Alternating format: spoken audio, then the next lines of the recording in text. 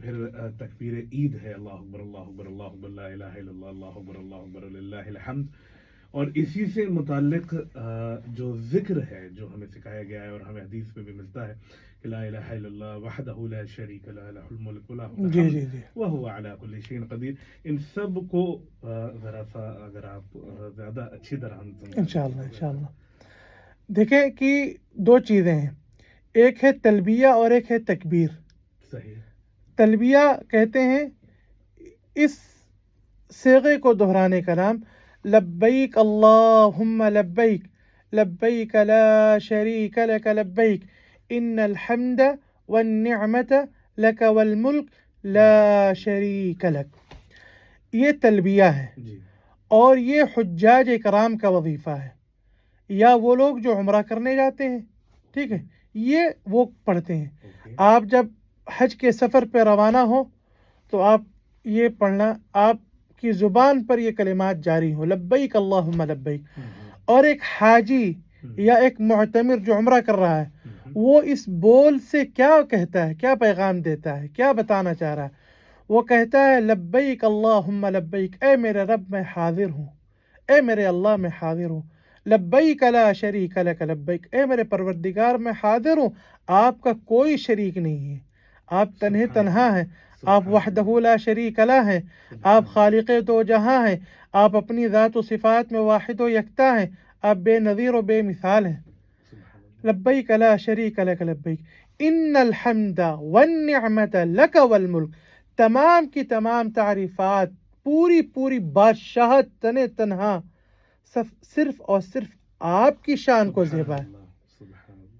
لا شریک لک، ان میں آپ کا کوئی شریک نہیں ہے. تو انسان اپنی زبان سے، اپنے اس ذکر سے، اس بول سے اس چیز کا اقرار کرتا ہے. اور یہ جو کہتا ہے کہ میں اللہ میں حاضر ہوں، اس کے پیچھے کیا بات ہے؟ حضرت ابراہیم علیہ السلام نے بیت اللہ کی جب تعمیر کر کے فارغ ہوئے وہ، تو اللہ تبارک و تعالیٰ نے انہیں حکم دیا کہ تم اعلان حج کرو، لوگوں کو اس گھر کی دعوت دو. تو انہوں نے کہا اے اللہ، میں ایسی جگہ پر ہوں جہاں میرے علاوہ اور کوئی نہیں ہے، بے آب و گیاہ زمین ہے، کچھ نہیں یہاں پر، کون سنے گا میری آواز؟ اللہ تعالیٰ نے کہا کہ وَأَذِّن فِي النَّاسِ بِالْحَجِّ، آپ اعلان کرنا آپ کا کام ہے، لوگوں کو لانا میرا کام ہے. وَأَذِّن فِي النَّاسِ بِالْحَجِّ يَأْتُوكَ رِجَالًا، لوگ آپ کے پاس پیدل چل کر آئیں گے. لوگ پیدل حج کرتے ہیں، کیا بھی ہے. وَعَلَى كُلِّ ضَامِرٍ يَأْتُوكَ مِنْ كُلِّ فَجٍّ عَمِيقٍ، لوگ سوار ہو کر آئیں گے، دنیا کے کونے کونے سے آئیں گے. آج آپ میدان عرفات میں دیکھیے دنیا کی کس کونے سے لوگ نہیں آئے. تو حضرت ابراہیم علیہ السلام کی اس ندا پر، اس ندا کے جواب میں حجاج اور معتمرین کہتے ہیں اے اللہ، آپ نے اپنے خلیل حضرت ابراہیم سے ہمیں دعوت دی تھی نا، میں حاضر ہوں.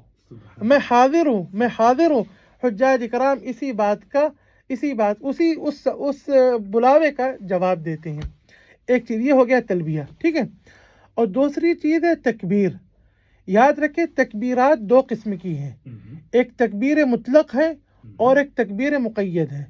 تکبیر مطلق یعنی مطلق کے معنی آتے ہیں کہ آپ اسے کبھی بھی پڑھ سکتے ہیں، وہ کسی چیز کے ساتھ قید نہیں ہے، جڑی ہوئی نہیں ہے. اور یہ شروع ہو جاتی ہے ایک ذی الحجہ سے.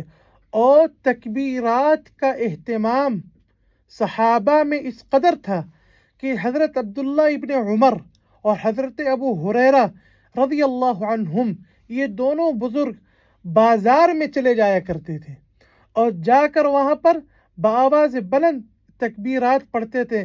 اللہ اکبر اللہ اکبر اللہ اکبر لا الہ الا اللہ واللہ اکبر وللہ الحمد، جا کر پڑھتے تھے. تو ان کی آواز کو سن کر لوگ بھی پڑھتے تھے. یہ ہو گیا تکبیر مطلق، یہ پہلی ذی الحجہ سے مشروع ہے. دوسری ہے تکبیر مقید. مقید کے معنی کہ جو کسی چیز کے ساتھ قید ہو، ٹھیک ہے. اور یہ شروع ہوتی ہے یوم عرفہ سے، عرفہ کی فجر سے شروع ہوتی ہے، ٹھیک ہے، آج کی فجر سے، یہاں آج عرفہ ہے. تو یہ مقید ہے فرض نمازوں کے بعد. آپ فرض نماز پڑھیں، چاہے جماعت سے پڑھیں چاہے تنہا پڑھیں، تو آپ نمازوں کے بعد دیکھتے بھی ہیں جی جی جی یہاں تو ماشاءاللہ پورا رواج ہے الحمدللہ 3 دن تک وہ لگا جی جی ایام تشریق کے آخر دن تک چلتی ہے. تو یہ نمازوں کے ساتھ قید ہے، نمازوں کے بعد پڑھی جائیں گی، اس لیے اس کو تکبیر مقید کہتے ہیں. ٹھیک ہے، یہ ہو گئی تکبیرات. اور اسی میں ایک چیز اور میں ایڈ کرتا چلوں کہ تکبیرات میں 2 صیغے عام طور پر لوگ کہتے ہیں. ٹھیک ہے، ایک اللہ اکبر اللہ اکبر اللہ اکبر لا الہ الا اللہ، 3 مرتبہ اللہ اکبر کا، اور دوسرا اللہ اکبر وللہ الحمد، دوسری میں 2 مرتبہ اللہ اکبر کا. اگر کوئی شخص پہلی میں 2 مرتبہ دوسری میں 3 مرتبہ کہتا ہے تو یہ بھی صحیح، اس میں کوئی حرج نہیں ہے. یہ کوئی ایسی چیز نہیں کہ اس پر آپ کسی کی نکیر کریں، یہ غیر مناسب عمل ہے. ٹھیک ہے نا، ایک چیز. اور اسی طریقے سے یہ جو تکبیرات ہیں ان کی بڑی فضیلت ہے. حدیث میں اللہ کے نبی علیہ السلام نے اس کا حکم دیا. چنانچہ حدیث میں اللہ کے نبی علیہ السلام نے فرمایا کہ فَأَكْثِرُوا فِيهِنَّ مِنَ التَّهْلِيلِ وَالتَّكْبِيرِ وَالتَّحْمِيدِ، کہ عرفہ یہ جو ذی الحجہ کے ایام ہے بہت بابرکت ایام ہے، لہذا ان دنوں میں تم کثرت سے اللہ کی بڑائی بیان کرو، اللہ کی تعریف بیان کرو، اور اللہ کی وحدانیت کا اقرار کرو. ٹھیک ہے، تکبیر، تحلیل، تحمید. اور یہ جو صیغے ہیں اس میں تینوں چیز پائی جاتی. اللہ اکبر میں اللہ کی بڑائی ہے. ٹھیک ہے نا. لا الہ الا اللہ یہ تحلیل، اس میں اللہ کی وحدانیت کا اقرار ہے. ٹھیک ہے. اللہ اکبر وللہ الحمد، اس میں اللہ کی تحمید ہے. تینوں چیزیں پالی گئی. یہ حدیث سے یہ عمل ثابت ہے اور صحابہ کا اس پر بڑا اہتمام ہے. 2 چیزیں ہو گئی. تیسری بات آپ نے پوچھی تھی سرور بھائی کہ یہ عرفہ کا ذکر کیا ہے. ٹھیک ہے نا. ترمذی شریف کی روایت ہے، حضرت عمرو بن شعیب عن نبی عن جدی، ایک بڑے معروف صحابی ہیں، ان کی روایت ہے. یہ فرماتے ہیں کہ اللہ کے نبی علیہ السلام نے فرمایا خیر الدعاء دعاء یوم عرفہ، کہ بہترین دعا جو ہے وہ عرفہ کے دن کی دعا ہے. اللہ اکبر. آج کے دن میں ہمیں صرف اپنے لیے نہیں، اپنے لیے نہیں، پوری امت کے لیے دعا مانگنی چاہیے. کیا کہ خیر الدعاء، بہترین دعا.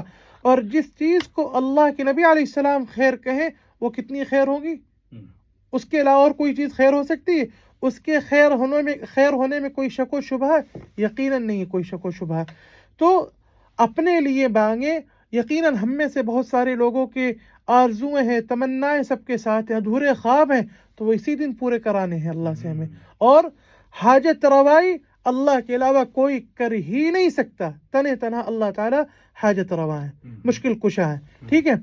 اس کے بعد آپ صلی اللہ علیہ وسلم نے وظیفہ دیا، فرمایا وَخَيْرُ مَا قُلْتُ أَنَا وَالنَّبِيُّونَ مِن قَبْلِي، کہ بہترین دعا جسے میں نے اور مجھ سے پہلے انبیاء نے کہا ہے وہ کیا ہے؟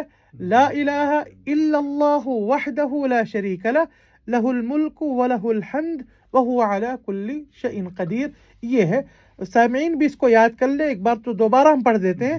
لا الہ الا اللہ وحدہ لا شریک لہ لہ الملک ولہ الحمد وہو علی کل شیء قدیر.